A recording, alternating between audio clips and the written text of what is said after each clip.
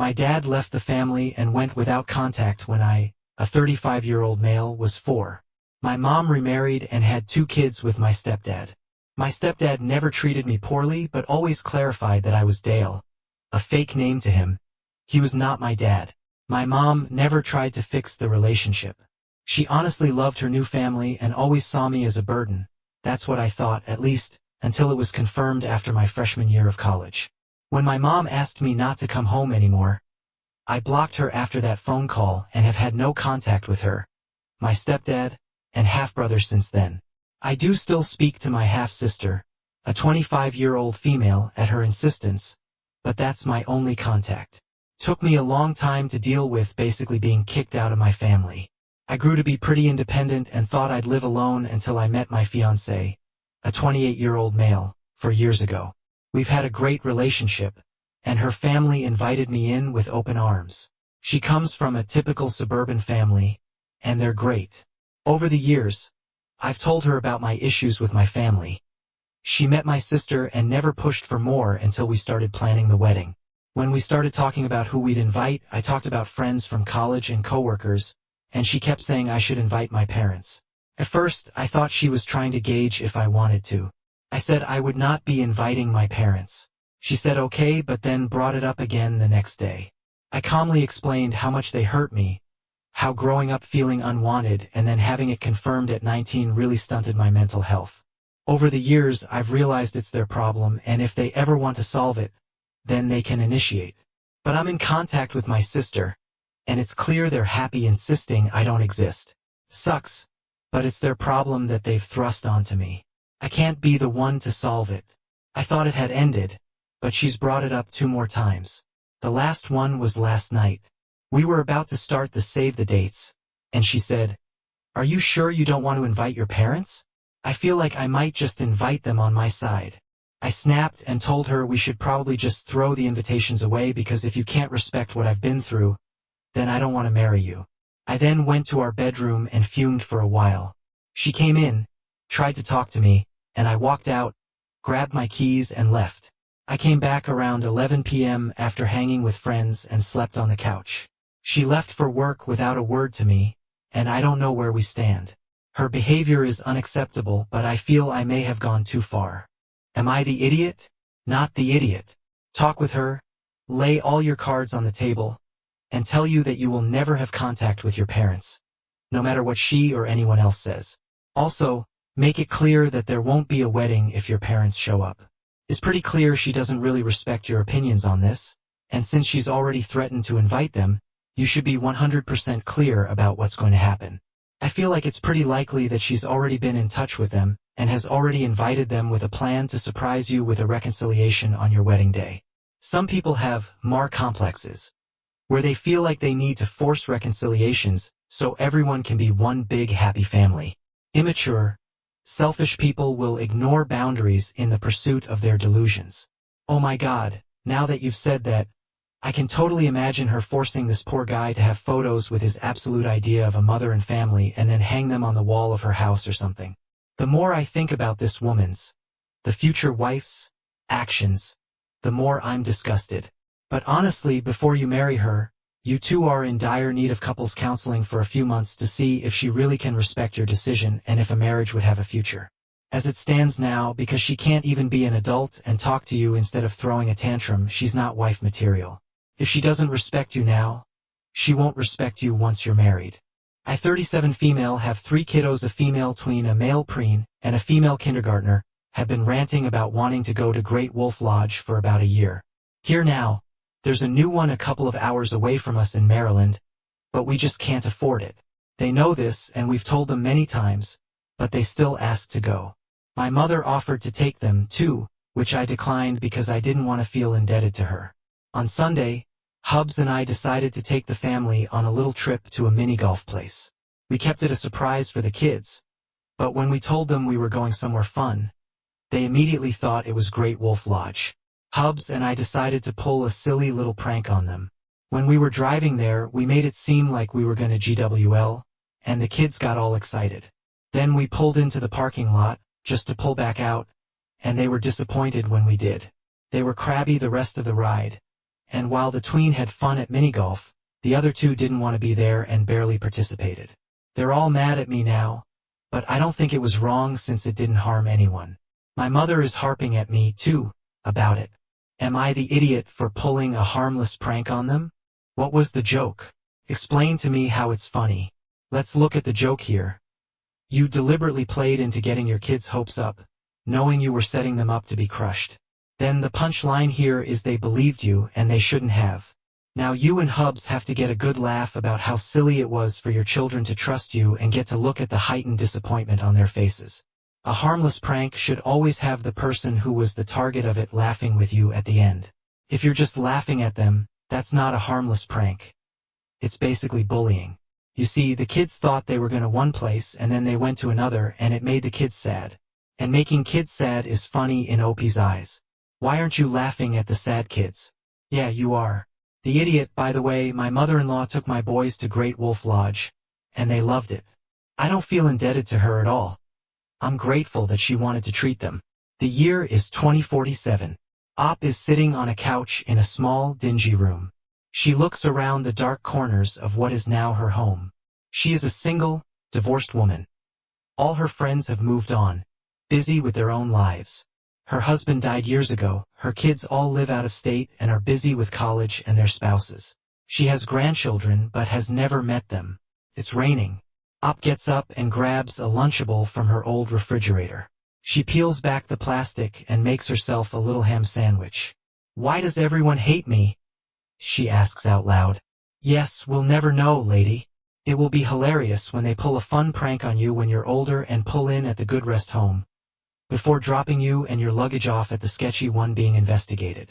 Op, you and your husband were mean, first of all. Yes, I'm bitter. I'm over it, but bitter. I'm a female, 25, and I met my ex-fiancé when I was 20 through one of my good friends. He's her brother. We dated from 20 to 23 and got engaged during that time. Prior to our meeting, he had a long-term relationship with another girl. I knew about it, but he assured me they were done. Well, they weren't. The day we sent the wedding invitations out, he called it all off. I was devastated and heartbroken, like I'd never been before and have never been since. I truly thought that man was mine forever, and he just broke it off like nothing. 3 weeks later, he was back with the first girl. I don't think there was any physical overlapping, but emotionally, for sure. They'd been talking since we got engaged. Anyway, so that was 2 years ago, and I'm all put back together now and have been for a while. I'm currently dating a phenomenal man who would never do that to me. I'm very happy, and while I had to take a few bumpy roads to get here, I'm grateful they took me to him. Anyway, recently, my friend's sister let me know that he and another girl are getting married. I was like, oh, lol, cool. Good for him, I guess. I said it sarcastically because she gave me a weird face. I was like, girl, what do you want me to say? She was like, maybe just be happy for him. I just said, okay, I hope he's happy. Well, that night I got a text from him. I don't even have his number saved, but I knew it was him because he said, my sister told me that you weren't enthusiastic about us. I understand, but I just wanted to say I'm sorry for everything I did and put you through. I just left him on read because no, I refused to go there again. I told my boyfriend, and he was like, maybe engagements scare him, lol. My boyfriend told me I was not obligated to accept his apology, and my mom told me I should have told him some harsher words. I didn't think about it again for another week until my friend brought it up again. She was like, honestly, it's been bothering me how you reacted. He's still my brother, and I was going to ask you to help me pick out an engagement gift for them. I was like, girl, you have to be kidding. In no way, shape, or form am I happy for them. In fact, I wish their relationship the absolute worst, and I would rather die than pick out an engagement gift. My ex-fiancé and his new fiancé got so damn mad at me she stormed out of the restaurant. Maybe I was a bit harsh and maybe I should be over it and be the bigger person, but I just don't care enough to do that. I think I'm allowed to wish him the worst, considering he made me apologize to every extended part of my family for receiving an invitation to a wedding that was never going to happen. I was heartbroken and humiliated. Am I the idiot for not being happy for him? Not the idiot. How is this person a good friend? Is she deluded? Your friend is acting awfully. She shouldn't have told your brother your reaction. It's just crap stirring. You didn't even react badly. Why on earth does she feel you need to be involved with picking gifts? That's obviously something you wouldn't want to do. I think this friendship has run its course. Oh, she likes her. She just likes the idea of celebrating her brother's wedding with all smiles, pretending he's a good person. And she figures OP's public acceptance and celebration of his wedding will achieve that. She clearly feels guilty and uncomfortable about it deep down. She knows what Broad was wrong. Instead of putting the blame and onus on who it should be, her brother, she puts the blame on OP. Why can't you just get over it already, so we can enjoy our special day? Imagine blaming the victim in a situation for you feeling bad for them. Grade A mind mess. I feel like this friend told OP about her brother because she wanted to hurt her. And when she realized it didn't work, she went to her brother. I feel like both of them are disappointed that OP is not being hurt more by them. It's as if they wanted to rub it in to make OP sad or something. Either way, they're both idiots. This guy waited till the day before the wedding to leave. He had a long time before that to not drop you in front of the altar. Practically, how much do you all want to bet her friend knew about the entire thing from the get-go? You might need to cut her off if she doesn't stop her shenanigans. My middle son, Alex, is a tween. He was a total mama's boy until he started school, when he swung hard into being a daddy's boy. My ex and I divorced around that time, at least around me. My kids are not particularly modest. We're just four dudes who like being cold. Last week, Alex broke his leg after slipping on the stairs. He was with me that week, and I had to help him get into the bath, wash him, and I'm afraid he'll fall trying to wash on one foot and help him dress, just faster if I do it. My kids went to their moms yesterday, and she called me saying that Alex cursed her out. Alex is the sweetest kid in the world. He can get emotional but not angry emotional. I asked what happened, and she casually mentioned she would help him take a bath, and he told her to get the heck out of the bathroom. I asked if he was naked, and she said, obviously. And he was fighting with her about helping him. I said, you messed up. He doesn't want you in the bathroom when he's in the tub naked, let alone you trying to help him. I said, I bet you didn't even knock when you went into the bathroom. She said, oh, so it's my fault? I said, yes, it's your fault. He's a tween, not four. You were quite thoughtless. If he were a girl, I would ask what she was comfortable with and not bar in. She told me she thinks he should have no Xbox for a week, and since it would overlap with my time, she wanted my cooperation. I said no. If anything, you should apologize to him and acknowledge that you messed up. Then he'll apologize for cursing, cry, and never do it again. She says she can't believe my stance. Am I the idiot? Not the idiot. It sounds like he asked nicely first, and when she wouldn't leave, he resorted to cursing her out. A talk about using foul language is warranted, but he shouldn't be punished for standing his ground and asking for privacy. If you approach a vulnerable dog, he will growl, and if you keep approaching, he'll probably bite you. I'm not comparing your son to a dog. Still, he was most likely feeling more vulnerable than usual. With a cast on his leg, he couldn't exactly reach for a towel or anything to cover himself. He lashed out as aggressively as he could to get his wishes met. The child in question cannot safely bathe on his own. OP made that clear. Then OP says the kid could have just taken bird baths for several days, but the child was already trying to take a bath. If mom had not gone into the bathroom and said child fell and exacerbated the injury or broke his other leg, then OP would be on here talking about how neglectful his ex is. These comments are wild. If this was a young girl, there would be an angry mob. My youngest is his age and I have all boys. I would never barge in. Yes, he shouldn't have used that language, but she would not listen to him. She kept forcing herself on him. She should have respected his privacy. Yes, have a talk about how he spoke to his mother, but anything more would be ridiculous. Not the idiot. I cannot get over how hypothetical these comments are. Children deserve privacy. I just couldn't imagine speaking to my parents like this ever, but especially not at his age. This is 100% learned from his father. You are the idiot, OP. Your son not only freely uses swear words but even cussed his mother out. In my household, that would get the Xbox taken away a lot longer than a week. That severely supersedes the bathroom issue, and a tween is still very much a child. His mother's assumption that she would help him dress and bathe is not a crazy one. Exactly how did you think he would manage that at her house when he couldn't at yours a couple of days? I was driving to see some friends while my husband was at work.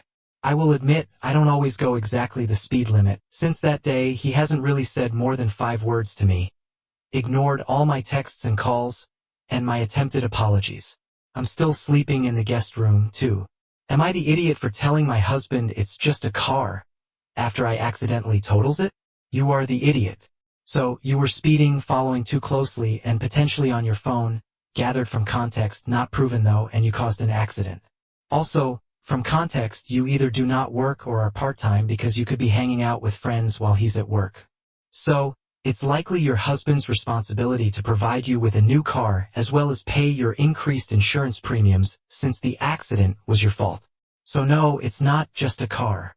It's a significant waste of time and money for him to have to clean up due to your negligence. Have you learned any lesson from this at all? It sure doesn't sound like it.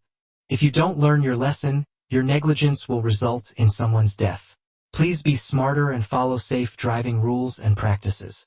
You need to grasp that he's concerned about your safety, the financial implications of the accident, and the potential for serious injury.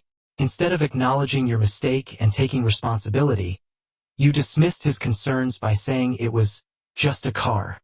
This shows a lack of accountability and understanding of the gravity of the situation.